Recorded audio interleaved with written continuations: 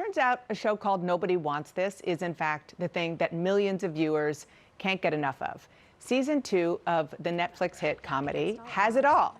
A hot but still mature relationship, a beautiful and complex depiction of sisterhood, poignant discussions about faith and an overbearing mother, rec league basketball. I could go on and on and on, but let's see some of it for yourself. It has come to my attention that you hold some opinions It's a terrible about... email. Oh my God, how does she hear everything? Your approach is all wrong. That's what it is. You need to treat her kind of like a mob boss, right? You got to shower her with compliments, pay her the utmost respect. I don't know if I can do compliments. Let me take a crack at it. I speak Bina. Okay. God, she is not your biggest fan right now, huh? Yeah. I thought it couldn't get worse. That's what's crazy. Can you And then just if it write the did email? get worse. Oh, shit. Oh, shit! Now, this show is loosely inspired by the creator, Erin Foster's life, although she's been careful to say that her mother-in-law is not inspired by that woman right there, Bina. Erin Foster, the creator and writer of Nobody Wants This, is here live and joins me now. It's so good to see you. Thanks for coming in. Congrats on all the success of this show. I heard Kristen Bell talk about the second season as a love letter to sisterhood. Yeah. Is that what you think? Or was that what your intention was? You know, I don't really go into a season with this sort of like overarching intention of what the message is, but then as we start to write in the writer's room and map it out, it kind of reveals itself a little bit, you know? And it really did become a sister story, which was really cool. Yeah, I mean, that makes sense. Yeah. Because you and your sister, your sister Sarah, have such an amazing relationship. Now, for people who don't know, you did not grow up Jewish. Correct. You converted after you met your husband, Simon. And the show, you created the character, Kristen Bell, sort of based on you, but I want to make clear to our viewers, your husband, Simon, is not a rabbi. He's not a rabbi, although when we do Shabbat dinners, people tend to ask him to do the prayers, and he's like, I'm just a Jewish guy, I'm not a rabbi, I don't have all the answers. Well, a lot of the tension around the show is navigating the relationship between Hot Rabbi and Kristen Bell because of, Joanne is her name in the show, because of the fact that she is not Jewish and she's trying to figure out if that's something that she wants to do. Yeah. And how much, I mean, this is probably an obvious question, but can you talk about your own journey as it relates to what you write in the show? Yeah, I mean, you know, everything is a seed of truth. For me, my journey to being Jewish was different than Joanne's, but in season 2, she's really waiting to feel this thing that she wants to feel. And I had a similar experience in the sense that I was 37 years old getting married. I was this fully formed person who was then sort of taking on this new identity. And I really wanted it to be meaningful, and I didn't want to fake it or phone it in to get married. I really wanted it to feel like something that was connected for me, that I would carry throughout my life, you know, with or without the partner that I was doing it with.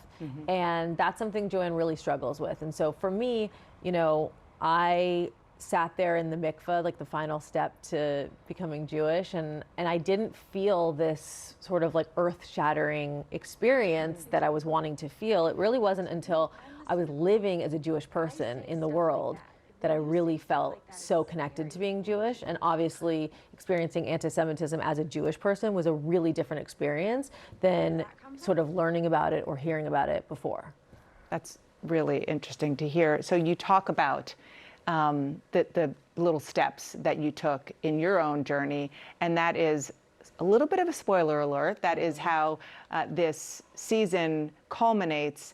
And I want our viewers to watch this exchange between Esther and Joanne. You're a true kibitzer. You're always getting in everybody's business. You ever heard of a yenta, Joanne? That's you. You're a yenta. I'm a yenta. Yeah, of course you are. I mean, you're obsessed with your family, even though they are so nuts. Jewish. You're always eating the challah before you're supposed to. We all do that. Jewish. Like, I don't really know what you're waiting for.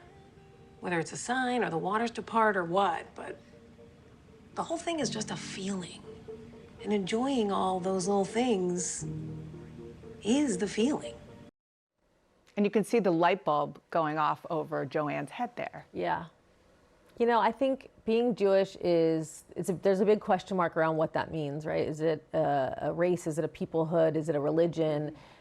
Is it a culture? And I think that it kind of is all of those things. I think when you convert to Judaism, it is a lot of the culture that you're converting to. And for me, I really enjoyed all of the aspects of Judaism that was about family and togetherness. And there's this concept in Judaism that all Jews, past, present, and future, were all at Mount Sinai at the same time, and that you have this connection with that person. And I really felt that once I became Jewish. That's fascinating. Okay, I have to ask you about the hot rabbi. Let's give the people what they want. Okay, yeah, let's talk hot rabbi. Yeah.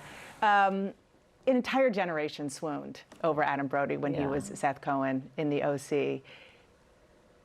Was that something that you thought about? You thought, okay, now those people are a bit older, they would love the same character as the hot rabbi, or did it just kind of fall into place and the stars aligned? No, it was tricky. I mean, casting is so interesting. You know, Kristen has such a commercial appeal, and Adam has such a commercial appeal that I sort of didn't know what it was going to look like together, because I really wanted the show to have emotion and depth and contrast.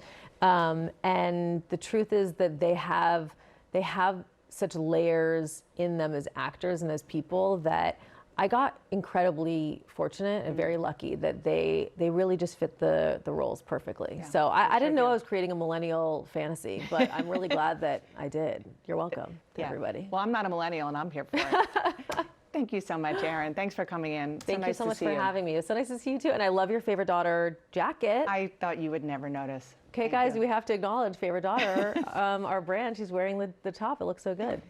Nice to see you. Nice to see you too.